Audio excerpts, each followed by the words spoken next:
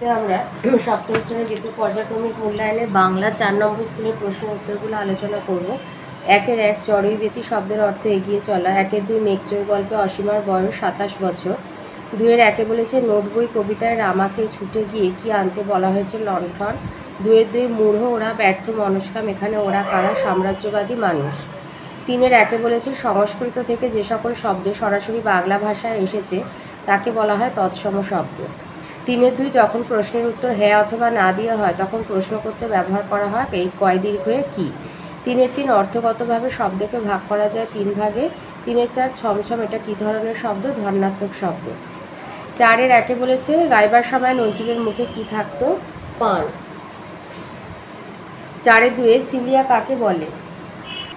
শীতোষ মুখোপাধ্যায়ের কাঠদৌড় কদ্দূরে 43 পৃষ্ঠায় রয়েছে। এই যে সৃষ্টির আদিকাল থেকে অ্যামিবা এমন করে চলছে, একবারও কখনো থেমে যায়নি। আমাদের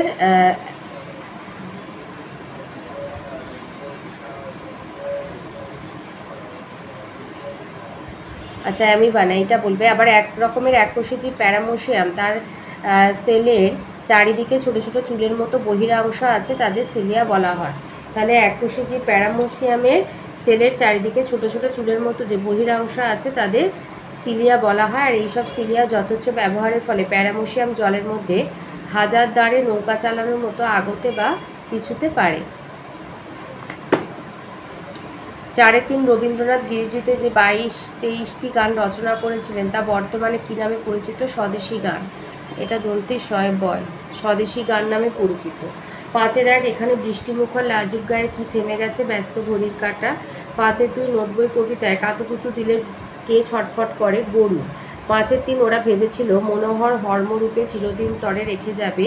এখানে মনোহর হর্ম শব্দের অর্থ কি? মনোহর হচ্ছে মনকে হরণ করে যে, আর হর্ম মানে হলো অট্টালিকা, তার মানে মনকে হরণ করে যে অট্টালিকা। 6-1 বলেছে হোটেলের গাছ থেকে কি ঝুলছিল? খানকতক বড় লণ্ঠন। 6-2 হোটেলওয়ালা টিনের মগে জল আর কি খাবার এনেছিল? টিনের মগে জল আর স্বর্গের সুর আর হাতে তৈরি রুটি। 6-3 দক্ষিণ হাওয়ায় দোল খেয়ে খেয়ে সারা রাত কে ঘুম দিয়েছিল? সোনা এবং টিয়া। 7-1 আছে কাঠদৌড় কদ্দূর গল্পে অ্যামিবা চলাচলের যে বর্ণনা দেয়া রয়েছে তার সংক্ষেপে লেখো। এটা রায়মার্টিনের 91 পৃষ্ঠায় আছে।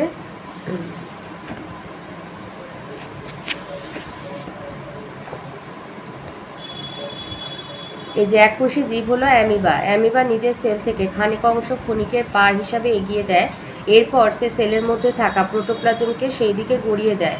এমনি করে মুহুর্মুহু ক্ষণপথ সৃষ্টি করে অতি ধীর গতিতে অ্যামিবা গমন করে। অত্যন্ত মন্থর গতিতে সে কয়েক মিনিটে মাত্র কয়েক মিলিমিটার পথ অতিক্রম করতে পারে।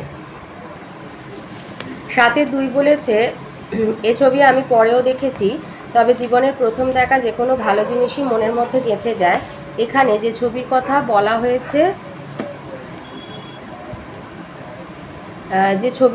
বলা হয়েছে তার বর্ণনা দাও। এটা আমি একটু ছায়া প্রকাশনী থেকে দিচ্ছি। রামকুমার চট্টোপাধ্যায় তার ছাত্রজীবনে কাজী নজরুলের গান শোনার অভিজ্ঞতার কথা শুনিয়েছেন। হেঁদু পার্কের পাশে বিডন স্ট্রিটের কাছে সরকার বাগানে একদিন স্কুল যাওয়ার পথে লেখক বহু মানুষের সমাগম দেখে অবাক হন। একে ওকে জিজ্ঞাসা করে জানতে পারেন সেখানে সেদিন নেতাজি বক্তৃতা দিতে আসবেন। কৌতূহলের বশে তার আর সেদিন স্কুলে যাওয়া হয়নি। নেতাজির পরই মঞ্চে আসেন কাজী নজরুল ইসলাম। প্রথমে নজরুলের গান, তারপরে নেতাজির বক্তৃতা। গান শুনে সভা স্তব্ধ। সেই প্রথম লেখক নজরুলকে গাইতে দেখলেন, পরে বহুবার তাকে গাইতে দেখলেও প্রথম দর্শনের অভিজ্ঞতা তিনি ভোলেননি।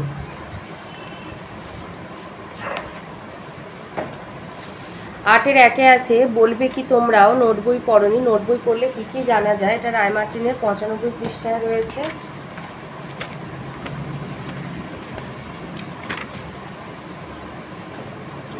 নোট বই পড়লে অনেক অদ্ভুত ধরনের প্রশ্নের উত্তর জানা যাবে, যেমন আমাদের পেটে কেন যন্ত্রণা হয়? জোয়ানের আড়কে এত ঝাঁঝ কেন? তেজপাতায় কিসের তেজ? লঙ্কা ঝাল কেন? নাক ডাকে কেন? অরণি বলতে কি বোঝায়? ইত্যাদি। 8-2 প্রশ্ন দিয়েছে তোমার দৃষ্টিতে মানুষের স্মরণীয় হয়ে থাকা শ্রেষ্ঠ পন্থা কি? তার স্মৃতিচিহ্ন কবিতা অনুসরণে লেখো। 3 নাম্বার আছে, তো লিখবে কর্মই হলো শ্রেষ্ঠত্বের আসল মাপকাঠি। তাই আমার দৃষ্টিতে মানুষের স্মরণীয় হয়ে থাকার শ্রেষ্ঠ পন্থাটি হলো কর্ম। মানুষের মধ্যে মিশে যদি তাদের দুঃখ দূর করা যায় ও তাদের মুখে হাসি ফোটানো যায়, তবে তাকেই লোকে স্মরণীয় করে রাখে। যারা ধনী বা সাম্রাজ্যবাদী তারা বিশাল সৌধ নির্মাণ করে তাদের কীর্তি রেখে যেতে চান, কিন্তু তারা ভুলে যান কালের নিয়মে একদিন তাদের সেই সৃষ্টি নিশ্চিহ্ন হয়ে যাবে। 9-1 দিয়েছে গাঁয়ের লোকেরা বুনো শুয়োর ধরার জন্য কি ব্যবস্থা নিয়েছিল তা মাকু গল্প অবলম্বনে লেখো। এটা রায়মার্টিনের 262 পৃষ্ঠায় আছে। বাঘ ধরার ফাঁদ হচ্ছে অনেক দিনের পুরনো ফাঁদ। আগে যখন এখানে বসতি ছিল তখন গাঁয়ের লোকেরা এই ফাঁদ বানিয়েছিল। মাটিতে 2 মানুষ গভীর গর্ত খুঁড়ে তার উপর কাঠকুটো লতাপাতা দিয়ে ঢেকে রাখা হতো। বন্য পশু শস্য খেতে এসে ওই ফাঁদে অর্থাৎ গর্তে পড়ে যেত, উঠতে পারত না। আসলে ওই ফাঁদে বাঘ ধরা পড়তো না, বুনো শুয়োর ওই ফাঁদে ধরা পড়তো। 9-2 দিয়েছে মাকু গল্পে হোটেলের যে বর্ণনা দেওয়া হয়েছে সংক্ষেপে লেখো। এটা হচ্ছে 254 পাতায় রয়েছে।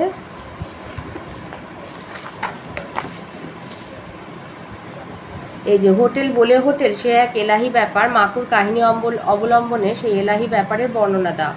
মাকু গল্পে এক এলাহি হোটেলের বর্ণনা আছে। গাছ থেকে কয়েকটা বড় লণ্ঠন ঝুলছিল। গাছের গোড়ায় 3টি পাথর বসিয়ে প্রকাণ্ড উনুন তৈরি হয়েছিল। তার গনগনে আগুনে মস্ত পিতলের হাঁড়িতে রান্না হচ্ছিল। চারদিকে রান্নার গন্ধ ছড়িয়ে পড়ছিল। মাথার ওপর ডালপালার ফাঁক দিয়ে চাঁদের আলো এসে পড়ছিল। বটগাছের নিচু নিচু ডালে সারি সারি লোক পা ঝুলিয়ে বসেছিল, আর কাঁচা কাঠে তক্তা ফেলে তাতে খাওয়া দাওয়া চলছিল। তো এই ছিল আজকের আমাদের 7ম শ্রেণী 2য় পর্যায়ক্রমিক মূল্যায়নে বাংলা 4 নম্বর স্কুলের প্রশ্ন উত্তর।